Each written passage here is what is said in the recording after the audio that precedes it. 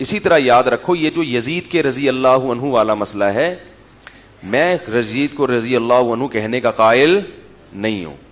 Doctor Zakir Naik صاحب نے جو رضی اللہ عنہ کہا میں اس سے اتفاق نہیں کرتا ہوں. نہیں کہنا چاہیے تھا کہ ایسے متنازع شخص کو جس کے دور میں حضرت حسین کا قتل ہوا ہے.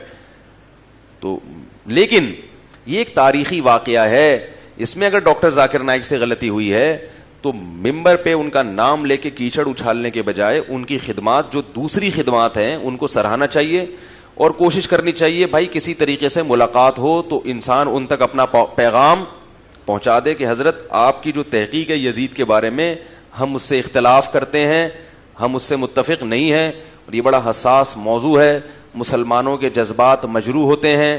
آپ لعنت اللہ نہ بھی کہیں تو کم از کم رضی اللہ عنہ نہ کہیں یا اس ٹاپک کو چھیڑیں ہی نہیں. ڈاکٹر ذاکر نائک ایسے آدمی ہیں کہ ان سے کوئی تمیز سے بات کرے مدلل تو وہ اپنی پچھلی بات سے فوراً رجوع کر لیتے ہیں. وہ یہ میں نہیں کہہ رہا بلکہ میں نے جن علماء کی بھی ڈاکٹر صاحب سے ملاقات ہوئی ہے وہ کہتے ہیں کہ حق پرست آدمی ہے، غلطی کرتے ہیں مگر رجوع کرنے میں پسو پیش بولو بھائی نہیں کرتے. تو جب آپ کو پتا ہے کہ ایک آدمی حق پرست ہے، دین کی تبلیغ کر رہا ہے، دین کی دعوت کا کام کر رہا ہے، اگر اس سے غلطی ہوئی ہے کیونکہ یہ تاریخی واقعہ ہے، انہوں نے جو کتابیں پڑھی ہیں ممکن ہے وہ پوری نہ ہوں اس لیے رضی اللہ عنہ کہہ دیا. آپ کہہ سکتے ہیں کہ حضرت حسین کے قاتل کو کیسے رضی اللہ عنہ کہہ سکتے ہیں؟ بھائی وہ قاتل مانتے ہی نہیں.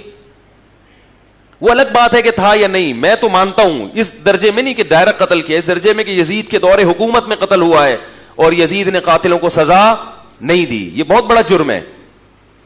تو لیکن یہ تاریخی واقعہ ہے، اس میں کسی کی تحقیق دوسرے کی تحقیق سے بولو بھائی.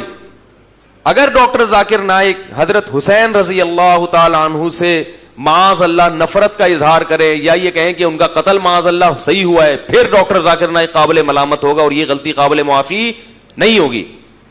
یزید کا مسئلہ ایک تاریخی واقعہ ہے جس میں دلائل اسی طرف ہیں کہ یزید مجرم تھا، مگر اس کا جرم یہ کسی پر مشتبہ ہو سکتا ہے. اگر کسی سے غلطی ہوئی ہے تو آپ بیٹھ کے تمیز سے اس سے بات کر سکتے ہیں. ہمارے معاشرے میں تمیز سے بات کرنے کا رواج، کوئی ممبر پہ ایک بات کرے گا اور تھاڑ توپے لے کے اس کے خلاف، غیر مسلم ہنسیں گے کہ یار تمہارے آپس میں ہی یہ اختلافات ہیں اور تم ایک دوسرے کو معاف نہیں کرتے تو ہمیں کہاں سے معاف کرو گے.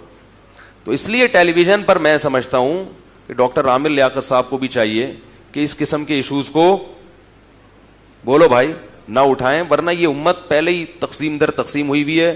اور دھڑوں میں کہا یہ جاتا ہے کہ بعض لوگ یہ کام کرتے ہیں اپنی ریٹنگ کو بڑھانے کے لیے. یوٹیوب ایک ایسی چیز ہے کچھ بھی الٹا پلٹا کر دو ایک دم اس کے ویور بڑھنا.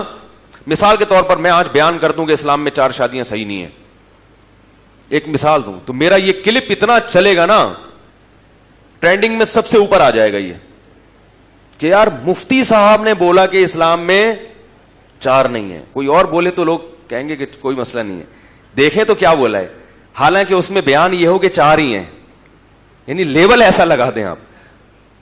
تو یوٹیوب تو ایسی چیز ہے کہ کچھ بھی بیٹھ کے الٹا پلٹا کوئی نئی چیز لے کر آؤ. لوگ جیسے ہم نے بھی دیکھ لیا نا کہ بھائی لائیو شو ختم کیا بات ہوئی تو ہم نے بھی فوراً جا کے دیکھا کیا ہوا ہے. تو اس لیے یہ جو طریقہ ہونا چاہیے نا آپس میں بحث کا، وہ طریقہ یہ ہونا چاہیے. اول تو یہ اس طرح سے فروعی مسائل ٹیلی ویژن پہ لا کے ان سے بحث کرنا یہ مناسب نہیں ہے. عوام کی مینٹل اپروچ اتنی نہیں ہوتی کہ ہر آدمی کی بات سمجھ میں آئے، اس کے ادھوری باتیں ہوتی ہیں، کوئی کیا کوئی تبصرے ہو رہے ہوتے ہیں. یہ مدارس میں علماء کی حد تک رہنا چاہیے. آپ کو جس عالم پر اعتماد ہے آپ اس کی رائے کو فالو کریں.